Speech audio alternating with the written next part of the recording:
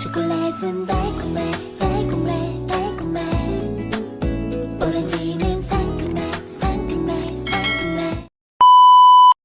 Dahil Miyerkules po ngayon, araw po ng aming delivery. Every Miyerkules po kasi kami nakakatanggap ng delivery. At ayan nga po at pababa kami. Dala-dala nitong staff ko yung basura. So itatapon namin, tapos sasalubungin namin yung truck doon sa baba. So ayan, naglalakad-lakad siya. Ang sexy nga niya maglakad. At ayan nga, bumaba na kami, sumakay na kami sa elevator. At ayan nga pala sila, naghahantay na. Kinuha nga sa akin ni Farouk, ang warehouse team namin, yung permit para magpa-approve dun sa guard. At lumabas na rin po yung iba kong staff. At ayan po yung truck namin na puno. Nahiya pa nga dyan si Jenny. Nahiya siya sa camera. At ayan po yung aming delivery ngayon. Marami po yan. Almost 8,000 po na peraso yan. So, at ayan nga po, at nauna na sila. Nagtulak-tulak kasi furniture po yan na ipapasok. At ito naman po yung mga item namin. So tulak-tulak ng mga staff. At ayan po si Marcelo, ang aking assistant na masipag. So ayan po. Yan po ang ginagawa namin dito pag delivery. Hindi lang po kami nakatayo dito para magtinda. Kami din po yung nagre-receive, nagdi-display, lahat-lahat. At ayan nga po at ini-install na nila ang aking bath bomb table. So ayan, bath bomb po yan table. So dyan po ilalagay yung mga pang display kong bath bomb. So at ayan nga, pinaayos na ni Kabayan. At nagmamando-mando itong taga-warehouse namin. Mando-mando lang siya. Nakatayo lang siya dyan. At habang nag-i-install doon sa bath bomb, ito naman si Kuya ay inutusan ng taga-warehouse namin na ayusin ang ilaw namin. Kasi nga nung nakaraan, naghahanap ako ng ilaw at nakabili na ako. At ayan nga, ay pinakabit ko na para hindi na siya nag-aandap-andap. So at ayan nga, at napakagaling nitong magkabit itong Indiano na to ng ilaw. So saglit lang niyang in-install yan, at ito na yung pangalawa niyang kinabit. Ayan nga, at hindi niya na pinapapatay sa akin yung ilaw, yung kuryente, kasi kaya naman daw niya magkabit kahit may kuryente pa. So at ayan nga, nandyan nga at nagkikwentuhan kami habang nagkakabit. So ang ganitong kasing mga lahi dito, masisipag talaga at saka maalam talaga sila. Mga Indiano, Pakistano, kung masipag ang Pilipino, masisipag din sila kahit anong trabaho pinapasok nila. So yung mga ganyan lang din na mga dito, yung mga kinukuha din, mga Asian din na kinukuha dito. Kasi nga, kahit anong trabaho, tinatanggap nila kahit mababa yung sahod. So at ayan nga, at kinakabit niya na yung pangalawa.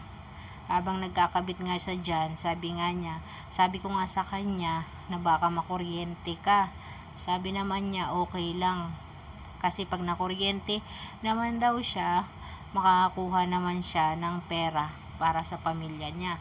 Sabi ko sa kanya, wala namang halagang pwedeng itumbas sa buhay niya. Kaya mag-iingat siya. Pera lang yan, kikitain niya. Kaya tawa siya ng tawa dyan. Sabi ko, magkano lang ang makukuha mo, kung mamamatay ka naman, hindi mo naman yan mapapakinabangan. So at ayan nga, at kinakabit na siya dyan habang nagkikwentuhan kami dyan ng kung ano-ano lang. Kasi nga dapat yung aming warehouse staff ang magkakabit niyan. Kaso ayan siya, ayan siya, iba yung tinabaho niya. Hindi niya trabaho yan, pero iba yung tinabaho niya. Imbis na siya magkakabit ng ilaw, inutusan niya yon, at siya na daw yung gumawa dyan. Kasi matalino din itong namin. So ayan nga, sinasabi ko sa kanya, isisend ko to sa amo namin. Ayan nga, at nilalagyan niya ng skim coat yung mga yung isang table na yun, kasi nga nung dineliver dito, bungi-bungi, may mga damage siya. So kailangan nilang i-retouch yan, kasi bawal naman ito iyang i-display tapos pangit. At ayan nga, natapos na yung pag-i-install nila. Habang pinapatuyo yung skim coat, dito naman ako sa mga staff. Ayan, nagbubukas na po sila ng karton at yung mga delivery. Kasi kailangan namin yan i-check at bilangin isa-isa. Tapos, bilangin at tapos kailangan namin i-check kung tama yung na-receive namin. At ayan nga, ako ay tumulong na din at kailangan kong hanapin yung box number na yan dyan sa papel na yan, tapos yung code ng item. At ayan nga, hinahanap ko na dyan kasi hindi ko pa nakita yung box number, binuksan ko na. So ayan, abang